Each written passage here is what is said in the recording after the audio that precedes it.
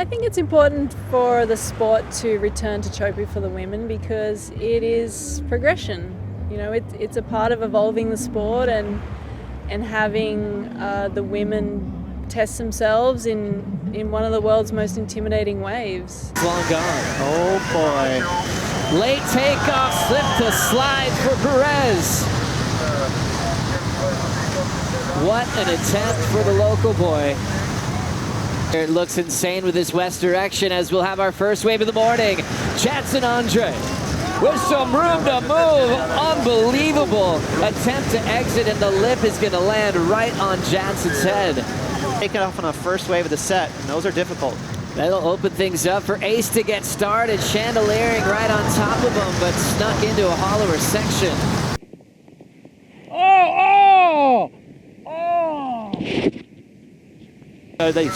Here he goes. 5.06 is the number. Perez pulls in, doesn't completely disappear, and takes a horrible lip to the head on his exit out.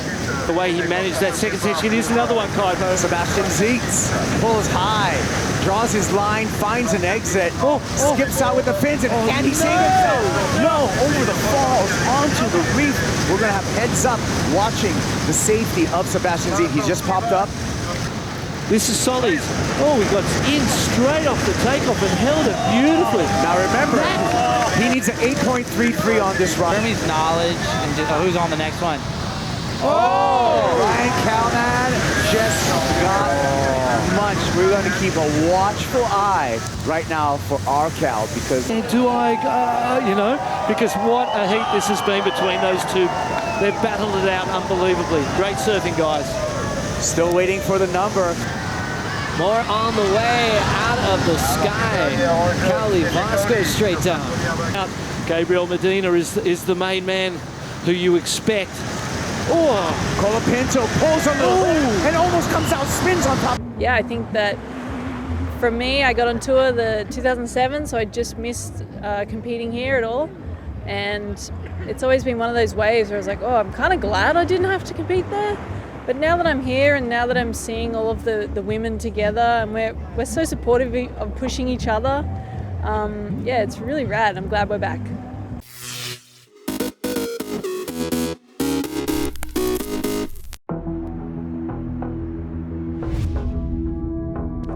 What's a classic?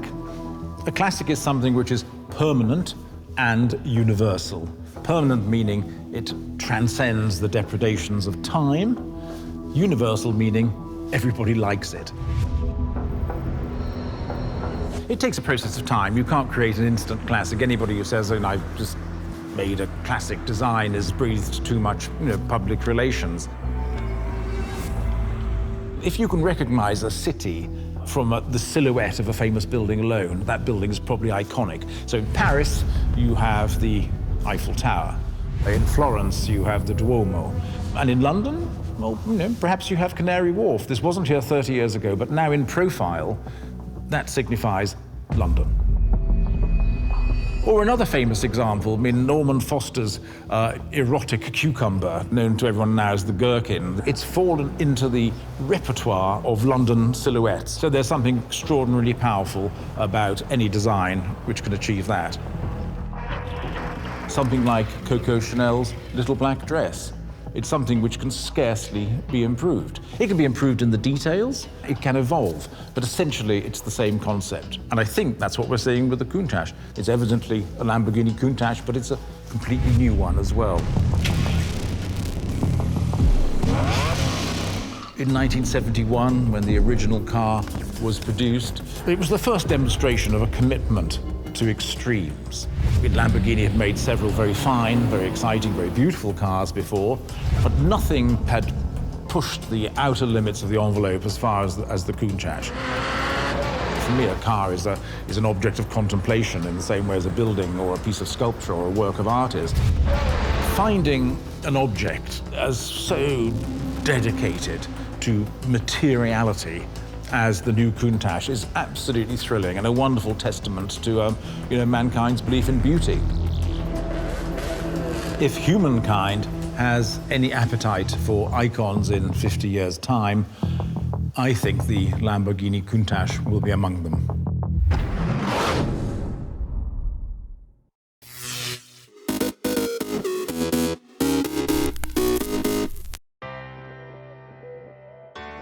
Hi everyone, I'm Madeline from Wisk. We're so excited to be here today at the Farnborough International Air Show. Wisk is a joint venture between Boeing and Kitty Hawk, and together we're bringing safe, autonomous electric flight to everyone. Wisk has been testing and developing aircraft since 2010. I'm here in Cora, our 5th generation aircraft, and my colleague Jay is going to give you a little tour of how this all works. Safety and reliability is key into the aircraft design. As you can see, we use 12 lift fans to take off, transition to a wing-borne flight, and land. With each fan being independently controlled, it gives us a very stable hover and transition. 6 fans will spin clockwise as 6 spin counterclockwise. This giving us all the control, very similar to how a helicopter takes off. As we get closer to the back of the aircraft, our pusher motor is used for our wing-borne flight. Wisk utilizes an electric motor with a fixed pitch propeller. As we fly traditionally, we utilize redundancy in our flight controls, in our rudders, elevators, and ailerons. As you can see, our fans will be in a locked and stowed position for this traditional flight. Prior to the aircraft coming into land, the aircraft will begin to slow down and descend. At this point, the fans will become unstowed and begin to spin. Our safe, autonomous aircraft then lands on the ground. To learn more about us, check out wisk.aero and follow us on social media. And to learn more about Boeing's commitment to sustainability, head to boeing.com.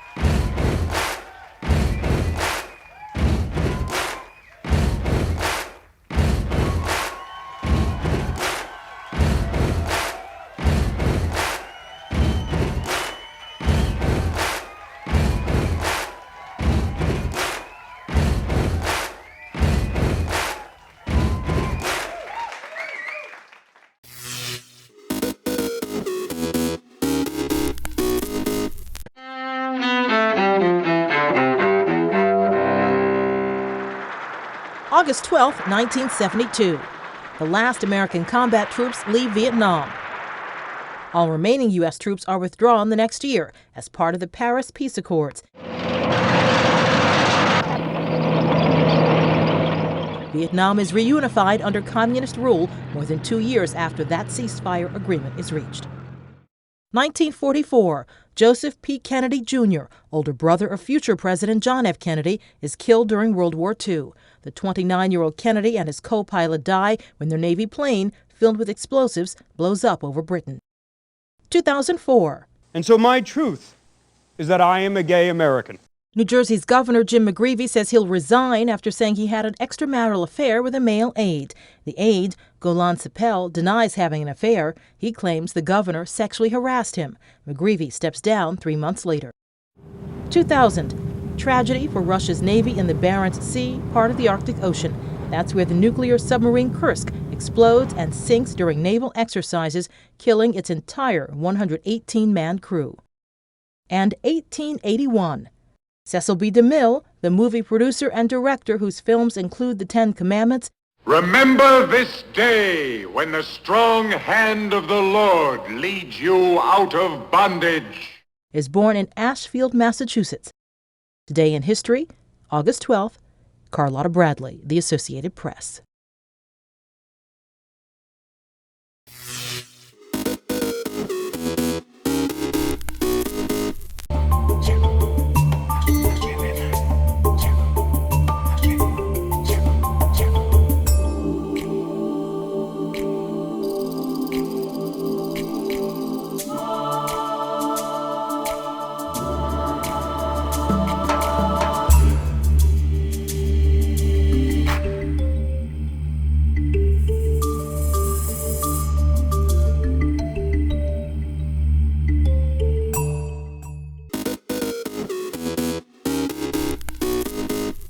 Welcome back in our studio, and in today's news,